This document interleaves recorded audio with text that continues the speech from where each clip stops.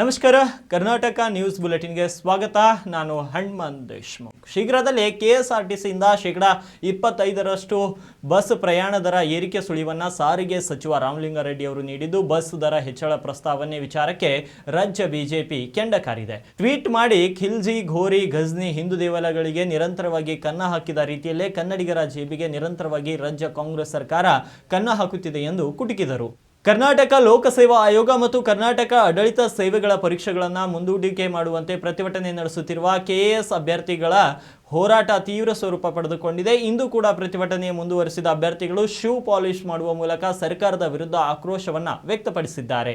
ರಾಜ್ಯದಲ್ಲಿ ಕಾಂಗ್ರೆಸ್ ಸರ್ಕಾರ ಆಡಳಿತದಲ್ಲಿ ಬೆಂಗಳೂರು ನಗರದ ರಸ್ತೆ ತುಂಬೆಲ್ಲ ಗುಂಡಿಗಳದೇ ಹಾವಳಿಯಾಗಿದೆ. ರಸ್ತೆ ಮಧ್ಯೆ ಗುಂಡಿಗಳಿಯೋ ಅಥವಾ ಗುಂಡಿಗಳ ಮಧ್ಯೆ ರಸ್ತೆ ಇದೆ ಎನ್ನುವುದು ಕಾಂಗ್ರೆಸ್ಸಿಗರೇ ಹೇಳಬೇಕು. ದಿನನಿತ್ಯ ಸಂಚರಿಸುವ ಬೈಕ್ ಸವಾರರು ಜೀವ ಕೈಯಲ್ಲಿ ಹಿಡಿದು ಓಡಾಡುವ ಪರಿಸ್ಥಿತಿ ಇದೆ ಎಂದು ಬಿಜೆಪಿ ಟ್ವೀಟ್ ಮಾಡುವ ಮೂಲಕ ಕಿಡಿಕಾರಿದೆ. ಎಐಸಿಸಿ ವರಿಷ್ಠರು ರಾಜ್ಯ ನಾಯಕರೊಂದಿಗೆ ನಡೆಸಿರುವ ಸಭೆಯಲ್ಲಿ ಸಿಎಂ ಬದಲಾವಣೆ ಅಥವಾ ನಾಯಕತ್ವದ ಬದಲಾವಣೆ ಬಗ್ಗೆ ಚರ್ಚೆ ಆಗಿಲ್ಲ. ಈ ಪ್ರಶ್ನೆ ಇಲ್ಲ ಎಂದು ಸಮಾಜ ಕಲ್ಯಾಣ ಇಲಾಖೆ ಸಚಿವ ಎಚ್.ಸಿ. ಮಹದೇವಪ್ಪ ಸ್ಪಷ್ಟಪಡಿಸಿದರು. ಮೂಡಾ ಹಗರಣ ಪ್ರಕರಣಕ್ಕೆ ಸಂಬಂಧಪಟ್ಟಂತೆ ಸಚಿವ ಈಶ್ವರ್ ಖಂಡ್ರೆ ಪ್ರತಿಕ್ರಿಯಿಸಿದ್ದು, ಬಿಜೆಪಿಯವರ ಹಾದಿ ಬೀದಿಯಲ್ಲಿ ಹೋಗುವವರ ಕೈಯಲ್ಲಿ ದೂರು ಕೊಡಿಸಿದರೆ ಸರ್ಕಾರ ನಡೆಸೋಕೆ ಆಗುತ್ತಾ ಎಂದು ವ್ಯಂಗ್ಯವಾಡಿದ್ದಾರೆ. ರಾಜ್ಯದಲ್ಲಿ ಕಾಂಗ್ರೆಸ್ ಪಕ್ಷದ ಅಧ್ಯಕ್ಷ ಸ್ಥಾನ ಮತ್ತು ಸರ್ಕಾರದಲ್ಲಿ ಉಪಮುಖ್ಯಮಂತ್ರಿ ಹುದ್ದೆ ನಿಭಾಯಿಸುತ್ತಿರುವ ಡಿಕೆ ಶಿವಕುಮಾರ್ ಸದ್ಯ ಪತ್ನಿ ಸಮೇತರಾಗಿ ಜಮ್ಮು ಕಾಶ್ಮೀರಕ್ಕೆ ಭೇಟಿ ಕೊಟ್ಟಿದ್ದಾರೆ. ಮೊನ್ನೆಯಷ್ಟೇ ಡೆಲ್ಲಿಗೆ ತೆರಳಿದ ಡಿಕೆ ಹೈಕಮಾಂಡ್ ನಾಯಕರ ಜೊತೆ ಮೀಟಿಂಗ್ನಲ್ಲಿ ಭಾಗಿಯಾಗಿದ್ದರು. ನಂತರ ಡಿಕೆ ಇದೀಗ ಕುಟುಂಬಕ್ಕೆ ಸಮಯ ನೀಡಿದ್ದು ದೇವಸ್ಥಾನಕ್ಕೆ ಭೇಟಿ ಕೊಟ್ಟಿದ್ದಾರೆ. ಚನ್ನಪಟ್ಟಣದ ಉಪಚುನಾವಣೆಗೆ ಸಂಬಂಧಿಸಿ ಅಭ್ಯರ್ಥಿಗಳ ಪಟ್ಟಿಯ ವರದಿ ಈಗಾಗಲೇ ಹೈಕಮಾಂಡ್ಗೆ ಹೋಗಿದ್ದು, ಶೀಘ್ರದಲ್ಲೇ ಎನ್ಡಿಎ ಅಭ್ಯರ್ಥಿ ಯಾರೆನ್ನುವುದು ಘೋಷಣೆ ಆಗಲಿದೆ ಎಂದು ಜೆಡಿಎಸ್ ಯುವ ಮುಖಂಡ ನಿಖಿಲ್ ಕುಮಾರಸ್ವಾಮಿ ತಿಳಿಸಿದ್ದಾರೆ. ಕರ್ನಾಟಕದ ರಾಜ್ಯಪಾಲರು ಮುಖ್ಯಮಂತ್ರಿ ಸಿದ್ದರಾಮಯ್ಯ ವಿರುದ್ಧ ಪ್ರಾಸಿಕ್ಯೂಷನ್ಗೆ ಅನುಮತಿ ನೀಡಿರುವ ಪ್ರಕರಣ ನ್ಯಾಯಾಂಗದ ಅಂಗಳದಲ್ಲಿದೆ. ಈ ಹಂತದಲ್ಲಿ ಸಾಹಿತಿ ಎಸ್.ಎಲ್. ಭೈರಪ್ಪ ರಾಜ್ಯಪಾಲರ ಕ್ರಮವನ್ನು ಸಮರ್ಥಿಸಲು ಹೊರಟಿರುವುದು ಅವರ ಮನಸ್ಥಿತಿಗೆ ಹಿಡಿದ ಕನ್ನಡಿ ಎಂದು ಕೆಪಿಸಿಸಿ ಮಾಧ್ಯಮ ಮತ್ತು ಸಂವಹನ ವಿಭಾಗದ ಅಧ್ಯಕ್ಷ ರಮೇಶ್ ಬಾಬು ಹೇಳಿದ್ದಾರೆ. ಕಾಂಗ್ರೆಸ್ ಶಾಸಕರಿಗೆ ಬಿಜೆಪಿ ಜೆಡಿಎಸ್ ನಾಯಕರು 100 ಕೋಟಿ ಆಫರ್ ನೀಡಿ ನಮ್ಮ ಸರ್ಕಾರವನ್ನು ಬೀಳಿಸಲು ಪ್ರಯತ್ನಿಸುತ್ತಿದ್ದಾರೆ ಎಂದು ಕಾಂಗ್ರೆಸ್ ಶಾಸಕ ರವಿಕುಮಾರ್ ಆರೋಪಿಸಿದ್ದಾರೆ.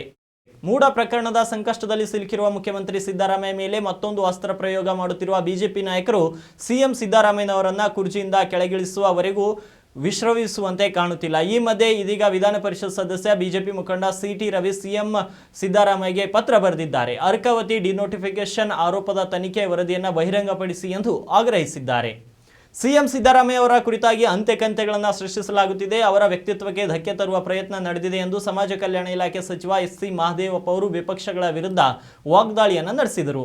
ನೀರಿನ ದರ ಏರಿಕೆ ಬಗ್ಗೆ ಡಿಸಿಎಂ ಡಿಕೆ ಶಿವಕುಮಾರ್ ಅವರ ಹೇಳಿಕೆ ವಿರುದ್ಧ ಶಾಸಕ ಮುನಿರತ್ನ ತಿರುಗೇಟು ನೀಡಿದ್ದು, ಬೆಂಗಳೂರಿಗೆ ಡಿಸಿಎಂ ಕೃತಜ್ಞತೆ ಇಲ್ಲ ಎಂದು ಹೇಳಿದ್ದಾರೆ. ಬೆಂಗಳೂರಿನ ಉಸ್ತುವಾರಿ ಸಚಿವರೇ ಹೀಗೆ ಹೇಳಿದರೆ ಹೇಗೆ ಎಂದು ಮುನಿರತ್ನ ಕುಟುಕಿದರು. ರೇಣುಕಾಸ್ವಾಮಿ ಕೊಲೆ ಕೇಸ್ನಲ್ಲಿ ನಟ ದರ್ಶನ್ ಜೈಲು ಸೇರಿದ್ದಾರೆ. ಇದೀಗ ಪರಪ್ಪನ ಆಗ್ರಹದಲ್ಲಿ ದರ್ಶನ್ಗೆ ವಿಶೇಷ ಸೌಲಭ್ಯ ನೀಡಲಾಗುತ್ತಿದ್ದು, ಇದಕ್ಕೆ ಸಂಬಂಧಿಸಿದ ಕೆಲ ಫೋಟೋಗಳು ಈಗ ವೈರಲ್ ಆಗಿವೆ. ಏನು ಪ್ರಕರಣಕ್ಕೆ ಸಂಬಂಧಿಸಿ 7 ಜನ ಸಿಬ್ಬಂದಿಯನ್ನು ಅಮಾನತು ಕೂಡ ಮಾಡಲಾಗಿದೆ. ನಟ ದರ್ಶನ್ ಜೈಲಿನ ಆವರಣದಲ್ಲಿ ಕುರ್ಚಿಯಲ್ಲಿ ಸ್ನೇಹಿತರೊಂದಿಗೆ ಹಾಯಾಗಿ ಕುಳಿತುಕೊಂಡು ಕಾಫಿ ಟೀ ಕುಡಿಯುತ್ತಾ ಸಿಗರೆಟ್ ಸೇದುತ್ತಿರುವ ಫೋಟೋ ವೈರಲ್ ಆದ ಬಳಿಕ ದರ್ಶನ್ಗೆ ರಾಜ್ಯಾತೀತ ಸಿಗುತ್ತಿದೆಯೇ ಎನ್ನುವ ಪ್ರಶ್ನೆ ಕೇಳಿ ಬಂದಿದೆ. ಈ ಹಿನ್ನೆಲೆ ಗೃಹ ಸಚಿವ ಜಿ. ಪರಮೇಶ್ವರ್ ಅಧಿಕಾರಿಗಳ ವಿರುದ್ಧ ಗರಂ ಆಗಿದ್ದಾರೆ. ಇವಾಗಿದ್ವು ಇಂದಿನ ಕರ್ನಾಟಕದ ಪ್ರಮುಖ ಸುದ್ದಿಗಳು. ಮತ್ತೆ ನಾಳೆಯ ಸಂಚಿಕೆಯಲ್ಲಿ ಭೇಟಿಯಾಗ್ತೀನಿ. ನಮಸ್ತೆ.